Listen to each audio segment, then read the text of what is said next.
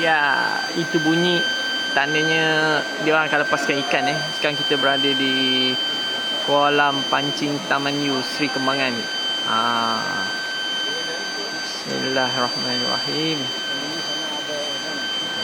Ini yang dinanti-nantikan oleh pemancing. Tuh, dia orang melepaskan ikan jenis kaci serta ikan siakap. Hari ni 7 hari bulan 12 2025. Tu 10.30.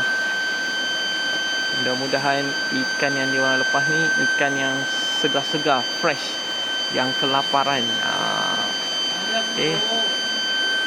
Dekat sini korang boleh pakai umpan hidup, iaitu udang sahaja. Lepas tu ikan kembung, ikan sardin, ikan salmon. Dan korang boleh pakai umpan tipu lah, soft. Alright, alhamdulillah. Kita payung kat korang. Tuh.